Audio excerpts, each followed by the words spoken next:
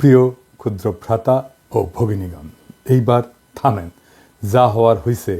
আমরা যা যা অর্জন করতে চাইছিলাম সব করছি। সব শক্তিকে খরচা করে ফেলতে নাই। আসেন আমরা রাজনৈতিক কাজে মন দিই। আমার ফেসবুক জয় বাংলা করে দিচ্ছে, পোস্টের পর পোস্ট ভায়োলেন্স উস্কে দিছে, এই অপবাদ দিয়ে খায়া দিছে, আর আমাকে কিছু পোস্ট করতে দেবে না, রেস্ট্রিকশন দিছে আরও 7 দিন। অ্যাপিল করছি, দেখা যাক। জুলাই আগস্ট বিপ্লবের টাইম একই জিনিস হয়েছিল। আওয়ামী লীগকে যে বার্তা দেওয়ার দরকার ছিল তা দেওয়া হয়েছে। ওদের স্পর্ধায় 6 মাসে সীমা ছাড়াই যাচ্ছিল। প্রফেসর ইউনূসের সরকারকেও এই বার্তাটা দেওয়া দরকার। ওনাদেরকেও বুঝতে হবে যে জনতার অন্তরে ফ্যাসিবাদের ক্ষত এখনো দগদগ করতেছে। তারা যে কাজটা করতে পারতো তা করতে অনেক দেরি করছে বা দীর্ঘসূত্রিতা করছে। তাই মানুষের মনে এমন ধারণা জন্ম নিছে, যা করার আমাদের নিজেদেরকেই করতে হবে। আপনারা নিজেরা চিন্তা করেন, যেই রিপাবলিক টিভিতে দিনের পর দিন প্রোগ্রাম করা হয়, যেখানে বলা হয় বাংলাদেশ থাকবে না, কোন দিক থেকে বাংলাদেশ কাইটা ভারতের মধ্যে জুড়ে দিবে, ফেনি দিয়ে কি করবে, সেই টিভির বিরুদ্ধে কোনো ব্যবস্থা নিছে বাংলাদেশ সরকারের পররাষ্ট্র দপ্তর থেকে? কিছু বলছে? আমাদের কোনো টিভি স্টেশন যদি বলতো ভারতের 7 সিস্টার্স আমরা কাইটা নিব, ওই টিভি চ্যানেল ইন্ডিয়া রাখতে দিত না। প্রথমে সংবাদ পাঠকের চাকরি দিত, তারপর চ্যানেলটারই জয় বাংলা করে দিত ইন্ডিয়া। আর সেই রিপাবলিক টিভিতে প্রফেসর ইউনূসের প্রেস সচিব যায় সাক্ষাৎকার দিতে, মানে ওই জানেও না কোটি যাওয়া যায় কোটি যাওয়া যায় না। আবার দেখেন, এই যে দুর্বৃত্ত বেনজির, সে আওয়ামী লীগের সাথে মিলে পুলিশের সাথে ঘোট পাকাইতেছে। আগে শুনেন। আমাদের কারা অ্যারেস্ট করে আমরা কেন? এগুলো হচ্ছে ওই যে যখন বিএনপি ক্ষমতায় ছিল, ওরা তো অনেকবার ক্ষমতা ছিল, তারপরে আওয়ামী লীগের এন্টি ফোর্সেস এরশাদ সাহেবরা ক্ষমতা ছিল, তখন তো ওরা অনেক এন্টি আওয়ামী লীগ লোকজন পুলিশে ঢুকাইছে, সেগুলো সামনে নিয়ে আসছে, এগুলো অনেক রয়ে গেছে, এখন সেগুলো সামনে আছে। আর এমনি জেনারেলি পুলিশের তারা খুবই হাইলি ডিমোরালাইজ, সন্তুষ্ট এই সরকারের উপরে, বিকজ এদেরকে খুন করে, এদেরকে হত্যা করে তো এরা ক্ষমতা আসছে, এদের রক্তের উপর দিয়ে ক্ষমতা আসছে। 427টা পুলিশ থানা এবং ফাঁড়িতে অ্যাটাক করা হচ্ছে, অস্ত্রপাতি লুট করা হচ্ছে, প্রেগনেন্ট কনস্টেবলকে পুড়িয়ে মারা হচ্ছে। তো এইগুলো তো এরা সহজভাবে নেয় না। লোয়ার র্যাঙ্ক, বিশেষ করে কনস্টেবল থেকে ইন্সপেক্টর, এদের একটা বিশাল অংশ তো খুবই আনহ্যাপি, এটা বলতে পারি। তাহলে ওই যে ওই প্রশ্ন, তাহলে আমাদের অ্যারেস্ট করে কারা, ধরে হচ্ছে ওই পার্টি। কারণ আপনারা জানেন যে এই আপনার এই 5 তারিখের পরে একটা বিশাল গ্রুপ, অফিসার গ্রুপ, তারা কর্মস্থল ত্যাগ করছে আর আসে না। আর তারপরে যেটা করেছে, 300-400 অফিসারকে এরা ডিউটি থেকে তুলে নিয়ে সংযুক্ত করে রাখছে, অকার্যকর জায়গা দিয়ে রাখছে। আবার একটা বিশাল সংখ্যক লোক এরা অলরেডি চাকরি থেকে বের করে দিচ্ছে। আর এরা একটা রিটায়ার্ড লোককে চাকরিতে নিয়ে আসছে। আর ওদের সময় যারা যে পেশাদের সময় বিএনপি ক্ষমতা ছিল একাধিক, বা ওদের সময় জিয়া রহমানের সময়, এদের তো অনেক লোকজন 80 দশকে যারা রিক্রুট হয়েছে তারা এখনো চাকরিতে রয়ে গেছে অনেক। তো 90 দশকে যারা ঢুকছে তারা তো অনেক চাকরিতে রয়ে গেছে এখনো। তো সেইগুলোকে এরা সামনে নিয়ে আসছে। তো এই লোক এদের সংখ্যা খুব বেশি না। এবং যখন দেখবেন যে আপনারা সংগঠিত হবেন, আপনারা পুলিশ সঙ্গে পাবেন, এরকম সন্দেহ আমার নাই। আর আমিও চেষ্টা করতেছি যারা এখন চাকরিতে আছে তাদের সঙ্গে যোগাযোগ করার জন্য, একটা প্ল্যাটফর্ম করার জন্য। দেখা যাক, যদি এটা করতে পারি ইনশাআল্লাহ আরো সুবিধা পাওয়া যাবে। Thank you. শুনেছেন, বেনজির নাকি অস্ট্রেলিয়ায় আছে, কই আছে খুঁজে বের করেন। আমেরিকান স্যাংশন পাওয়া দুর্বৃত্ত তো বন পোড়া হরিণের মতো উন্মাদের মতো ছুটে বেড়ানোর কথা। ওই এত কিছু পরিকল্পনা করে এই ঘুটু করার কিভাবে টাইম পায়, ফুরসত কিভাবে পায়, সে কিভাবে কাজ করে? কোনো ভয় বা দুশ্চিন্তা আছে বলে তো মনে হচ্ছে না। সন্দেহভাজন পুলিশ অফিসার যারা আওয়ামী বেনিফিশিয়ারি ছিল, তাদের মোবাইল ফোন জব্দ করে ফরেন্সিক করেন, দেখেন কাদের সাথে যোগাযোগ করছে বেনজিরের মধ্যেই, তাদের চিহ্নিত করেন। ইন্ডিয়া ধানমন্ডি 32 নম্বর ভাঙা নিয়ে বিবৃতি দেয়, এটা নাকি বাংলাদেশের ইতিহাস ঐতিহ্যের সাথে যুক্ত। হ্যাঁ, আর যা তো বাবরি মসজিদ ছিল না আপনাদের ইতিহাস ঐতিহ্যের সাথে যুক্ত, ওটা ভাঙিছিলেন কেন? ওটা তো সেলিব্রেট করেন। তবে যা কইছে তা মিথ্যা কয়নি, এটা সত্য যে ইতিহাস ঐতিহ্যের সাথে যুক্ত। ওটা বাংলাদেশে মুজিবের স্বৈরাচার আর হাসিনার ফ্যাসিবাদের ইতিহাসের সাথে যুক্ত। আর ওই ভাষা বাংলাদেশ রাষ্ট্রের পুঙ্গা মারা খাওয়ার সাথে যুক্ত। ওই ভাষা দুর্নীতির টাকায় করা। মুজিবের দুর্নীতির অর্থ দিয়া ওই পাপের প্রসাদ বানানো হয়েছিল, বদের 2 নম্বর কয়ে গেছে। রাষ্ট্রীয় সম্পদ চুরি করা প্রথম পূর্ব পাকিস্তানের নাম শেখ মুজিব। শরদের বডিগার্ড, জেল হয়েছিল তার 2 বছরে। হাসিনা কয় না যে আমার বাবা দেশের জন্য জেল খাটিছে, হারামজাদি দেশের জন্য জেল কাটিছে, টাকা চুরি করে জেল কাটিছে। ধানমন্ডি 32 নম্বরে নাকি অনেক দাড়িওয়ালার লোক দেখা গেছে। এই যে দেখেন, দেখেছেন ভিডিও করেছে দাড়িওয়ালার লোক, এটা আওয়ামী লীগার বিয়ানীবাজার উপজেলা পরিষদের চেয়ারম্যান। ঠিক আইসা ভিডিও করে গেছে সামে, দাড়ি দুড়ি দেখে ভাবিছে আঙ্কেলের লোক। সব কয়টা আওয়ামী লীগের দাগি দেখবেন, এর মধ্যে দাড়ি ছেড়ে পরহেজগার সাজিছে। আমি গতকাল বলছিলাম যে ওইখানে একটা মসজিদ বানানোর কথা। আমাকে খুবই একজন জনপ্রিয় আলেম ব্যক্তিগতভাবে জানাইছেন যে মসজিদ নির্মাণের সমস্যা আছে। উনি বলছেন যে শরীয়ী বিধি অনুযায়ী কারো মালিকানাধীন জায়গায় জোর করে মসজিদ করা আপত্তির, যদিও সরকার অধিগ্রহণ করে ওয়াকফ করে দেয় তাইলে হইতে পারে। আমি বলছিলাম যে আলেমদের পরামর্শ নিতে হবে সিদ্ধান্ত চূড়ান্ত করতে। তো যেহেতু ওনারা দ্বিমত জানাইছেন, তাই সেখানে কি করা যায় সেটা নিয়ে আমাদের সিরিয়াস আলোচনা করা প্রয়োজন।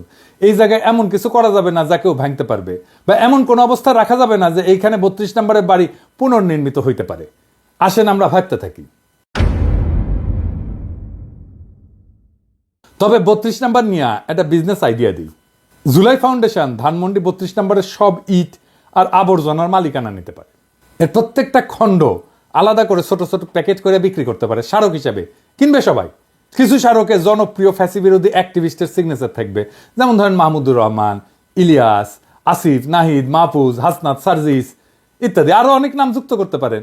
বিক্রির পুরা টাকাটা যাবে জুলাই ফাউন্ডেশনের আহত এবং শহীদদের কল্যাণে। কেমন হইলো আইডিয়াটা? যাই হোক, আরেকটা আলাপে আসি। আমি জানতে পারছি নানা জায়গায় হিন্দু সম্প্রদায়ের উপরে ভয়ভীতি দেখানো হইতেছে, তাদের বাড়িঘর, ব্যবসা প্রতিষ্ঠানে হামলার চেষ্টা চলতেছে। মেহরবানি করে এই কাজ করবেন না। কোনটা পলিটিক্যাল কাজ আর কোনটা ক্রিমিনাল কাজ, এই দুইটা আলাদা করতে পারতে হবে। কোনটা প্রতীকী আর কোনটা প্রতিহিংসা, চান্স নেওয়া, সেটা আলাদা করতে পারতে হবে। কখন থামতে হবে সেটা বুঝতে পারাটা জরুরি। এই জন্যই মুরব্বী লাগে, বুঝছাও। হ্যাঁ, ভাঙিছেন যে পারমিশন নিয়েছেন কারো কাছে, কোন এক মুরব্বীর পারমিশন নেবেন। আমারে যতই সিনিয়র ভাবেন না কেন, যতই দাদা দাদা করেন কেন, আমিও কিছু করতে গেলে, ইম্পর্টেন্ট কিছু করতে গেলে, গুরুত্বপূর্ণ কিছু করতে গেলে মাহমুদ ভাইয়ের সাথে আলাপ করে নিই। আমার দেশে মাহমুদুর রহমান, ওনার পারমিশন নেই। আপনার হয়তো জানেন না, ওনাকে সম্মান জানানো তো আছেই। তারপরে একটা ওপিনিয়ন, যিনি আমারই মুরব্বী, আমার মতোই চিন্তা করেন, তিনি এটার ঝুঁকি সুবিধা মূল্যায়ন করে আমাকে একটা সৎ পরামর্শ, সাজেশন দেবেন। তবে 32 নম্বর বুলডোজার চালানো নিয়ে আমি ওনার কোনো পারমিশন নেই নাই, এখানে বেয়াদবি করেছি আর কি। যাই হোক, এখন এই ভাঙাভাঙি বন্ধ করা নিয়ে আমার কথা শুনেন না, প্রফেসর ইউনূসের কথা তো শুনবেন। উনি তো মানা করেছেন, এইবার থামেন। এই যে দেখেন, উনি আমাদের সবার মুরব্বী, মানা করছেন প্লিজ ভাঙাভাঙি বন্ধ। হিন্দু সম্প্রদায়ের ভাইরা আপনারা নিশ্চিন্ত থাকেন, কেউ যদি হুমকি দেয় আমাকে রিস্ক করবেন, ইলিয়াসকে রিস্ক করবেন, পুলিশকে রিস্ক করবেন তো অবশ্যই। মানে আমরা দেখবো কারা শয়তানি করতেছে, আমরা সাহায্য করব। আমাদের রিস্ক করার কোনো না কোনো রাস্তা আছেই, আমার নাম্বার অনেকের কাছেই আছে। এমনকি পুলিশ বাহিনী যদি মনে করেন আমার বা ইলিয়াসের ইন্টারভেনশন কাজে লাগবে আপনাদের, তাহলে আমাদেরকে রিস্ক করবেন, আমরা আমাদের সাধ্যমতো চেষ্টা করব। আচ্ছা, আর একটা আলাপে আসি প্রথম আলো নিয়ে। দেখেন, প্রথম আলোর সামনে আর্মি গার্ড রাখিছেন। ভাই, আপনারা কি হুঁশি আছেন? এইভাবে আপনারা রক্ষা করতে পারবেন? এটা তো কোনো সাস্টেনেবল ব্যবস্থা না। যে কোনো অপারচুন মোমেন্টে আপনারা যারা খাইয়া দিতে চায় হামলা করবে। আমি তো নিজেই হুমকি দিয়ে রাখছি। হ্যাঁ, শুনেন, ইংরেজি যেহেতু কইছি ঠিকই কইছি, তাই না? শুনেন। Well, I believe that there was a clear overreaction on the part of Pratham Alo and government. Everybody knows that, the organizer of the program is me. And anyone could have reached out to me and directly if something had gone wrong. And I have taken the full responsibility. I still take the full responsibility of the program. We didn't resort to any violence. We did not resort to any chaos or mayhem. So why was the army called in the first place? Instead, they tortured one of our activists inside the Pratham Alo building. And protests against editorial policies of media outlets have occurred worldwide. Not a single phenomenon that occurred only in Bangladesh. Why shouldn't we have the same right? Pratham Alo and Daily Star made a great mistake by responding with violence against protesters. And I have not forgotten that. And will return with even greater force. And this time, no one will be able to drive us away. দেখেছেন তো, আপনি টেরই পাবেন না, প্রস্তুতি নেওয়ার টাইমই পাবেন না রে ভাই। আপনার সম্পাদকীয় নীতি পাল্টান, ওইটাই আপনার রক্ষা কবচ। 1/11 ঘটনার জন্য মাপসান মতিউর রহমান আর আনিসুলরা ঘাট ধাক্কা দিয়ে বের করে দেন প্রথম আলো থেকে। আপনাদের আর কিছু করা লাগবে না, আপনাদের উপরে রাক্ষোভ কমবে মানুষের। কিন্তু আপনারা তো আর এক হাসিনা, নিজেদের সংশোধন করবেন না, ক্ষমাও চাইবেন না। আপনাদের সম্পাদকীয় নীতির এক্সাম্পল দিই। হ্যাঁ, বগুড়ায় আওয়ামী লীগ জাসদ অফিস গুড়াই দিল বিপ্লবী ছাত্র জনতা, সেটারে প্রথম আলো লিখলো হামলা, দেখেছেন? আর বগুড়ার পত্রিকা করতলা লিখলো গুড়িয়ে দেওয়া হলো। আচ্ছা, এডিটর সাহেব, ওইটি আমার ওই বগুড়ার ক্ষুদ্র ভ্রাতারা, ওরা অবশ্য পারমিশন নিচ্ছে আমার। হ্যাঁ, তো পারমিশন নিয়ে ভাঙিছে, ওটা দেখান না কেন, ভিডিওতে দেখান। তারপর আবার চাকফুক ড্যান্সও মারিছে, দেখেছেন?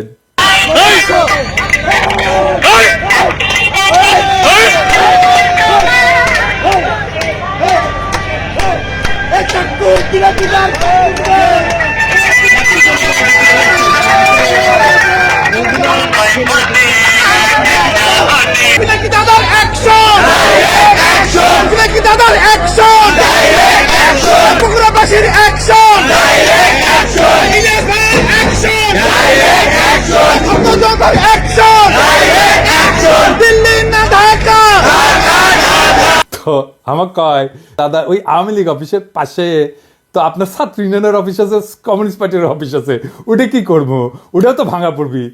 তো আমি কইলাম ওটা একটু আমার বিবেচনা একটু ছাড়ন দেওয়া যায় না। তোরা কইলে যে বিল্ডিংটা পুরানো, তো যদি ভেঙতে যায় ওটা পুরাটা ভেঙে যায়। আমি কইলাম আল্লাহর নামে শুরু করে দাও, তারপরে দেখা যাক, দেখমুনি কি করা যায় পরে। যাই হোক, আল্লাহর অসীম কৃপা ওটা ভাঙা পড়েনি আর কি।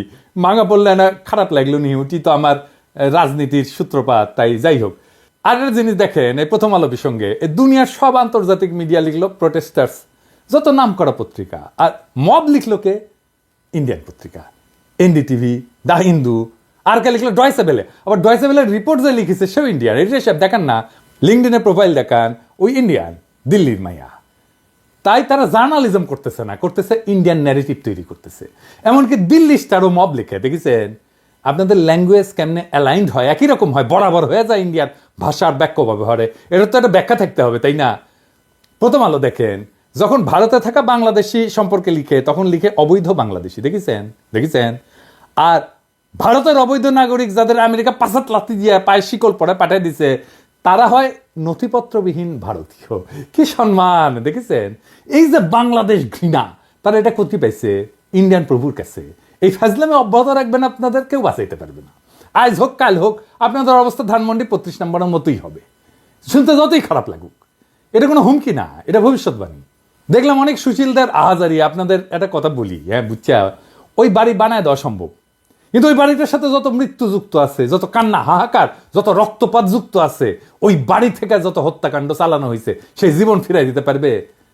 তাই আওয়াজ নিছে। আমি সেই সমস্ত বিজ্ঞ ব্যক্তিদের পবিত্র কোরআনের সূরা আন-নামল এইটার 52 নম্বর আয়াত পড়ে শোনাচ্ছি। অতঃপর এগুলো তাদের ঘর বাড়ি যা তারা নিজেদের জুলুমের ফলে শূন্য অবস্থায় ফেলে গেছে, নিশ্চয়ই এতে জ্ঞানীদের জন্য একটি নিদর্শন রয়েছে। পড়েন, জানেন, খোদা তাআলা আপনাদের প্রশ্নের উত্তর মেলা আগে দিয়ে গেছে, ওইটা পড়েন, তারপরে আইসেন কথা কয়ে, আর কিছু কমো না। যারা বলে যে আমরা দেশকে অস্থিতিশীল করতেছি, তারা দেখেন আপনাদের ইতিহাসের ঐতিহ্যের ঠিকাদার আওয়ামী লীগের গাজীপুরের সাবেক মেয়র জাহাঙ্গীর দুর্বৃত্ত কি বলে। জাহাঙ্গীর বলতেছে, যেই রাজধানীতে আমরা দিনের বেলা ঘুরতে পারি না, সেই রাজধানীর মানুষকে রাতের বেলা ঘুমাইতে দিব না। শুনেন, ওর মুখেই শুনেন। আমাদের কথা স্পষ্ট, যেই রাজধানীতে আমাদের মানুষ শান্তিপূর্ণভাবে দিনে ঘুরতে পারবে না, চলতে পারবে না, সেই রাজধানীর মানুষ রাতে ঘুমাতে পারবে না। আমরা সেইভাবে আমাদের তৈরি করে নিছি। আমাদের ডিসিশন, আমাদের মূল ব্যক্তি, আমাদের নেত্রী যেভাবে এখানে সাজেশন করবে, আমরা পরামর্শ কর্মে আমাদের যেখানে যার সাথে আলোচনা দরকার সেইটা করব। শুনেছেন? এখন ওর বাড়িঘর নিয়ে যদি টান দিই তাহলে তো বলবেন আমরা নৈরাজ্যবাদী, তাই না? আর কিছু কইলাম না, রেকর্ড রাখলাম। এই শয়তানি কাম যদি অব্যাহত থাকে না, তাহলে 5ই ফেব্রুয়ারি চাইতে ভয়ঙ্কর কাম কিন্তু ঘইটা যাবে, প্রত্যেকটারে চিহ্নিত করা হবে। ফাইনালি প্রফেসর ইউনূসকে একটা আহ্বান জানাই। আপনারা তো জেনেভা ক্যাম্পের নাম জানেন, তাই না? বিহারিরা যেটি থাকে, মাংসের চাপটা পাওয়া যায় সুন্দর সুন্দর, খাইতে খুব মজা। আমরা বলি আটকে পড়া পাকিস্তানি। জেনেভা ক্যাম্পের বাইরেও মার্কেট ক্যাম্প, তারপরে মন্টু ক্যাম্প, এগুলো নামে ছোট বড় আরো কয়েকটা ক্যাম্প আছে আশেপাশে। মিরপুর এলাকাতেও বিহারিদের জন্য ক্যাম্প আছে।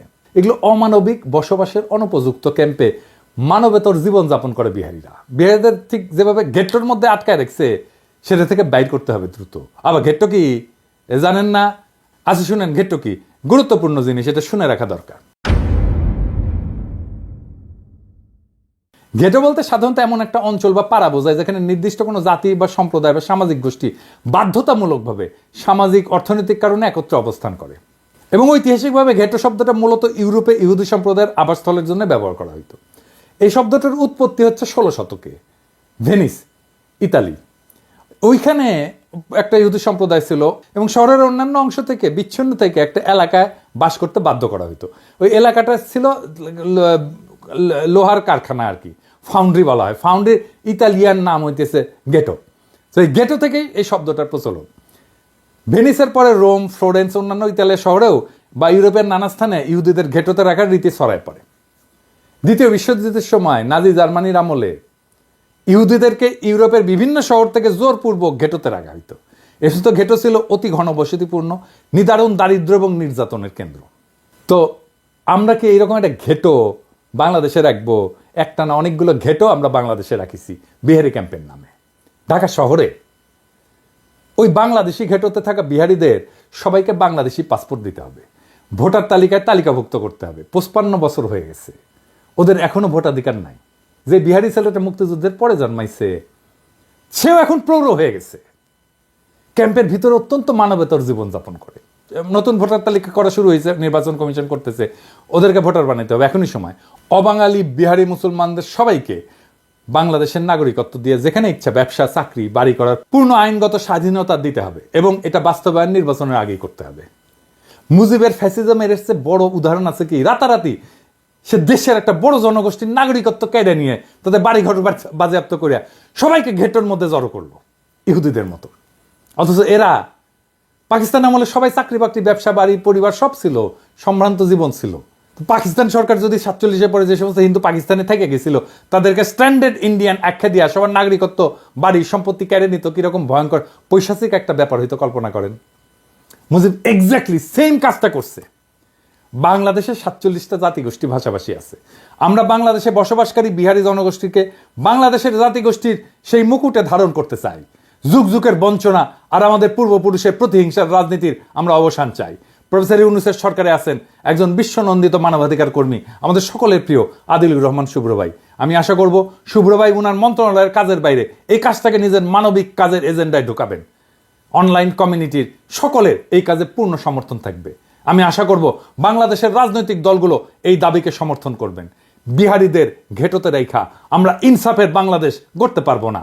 ওদের মর্যাদার মানবিক জীবন আমরা নিশ্চিত করতে চাই। বাংলাদেশের সমাজের মূল ধারায় আপনাদের আগাম স্বাগত জানাই। আপনাদের বাংলাদেশের মূলধারার পথ চলা নির্বিঘ্ন, শান্তিময় এবং আনন্দময় হোক। ইনকিলাব জিন্দাবাদ।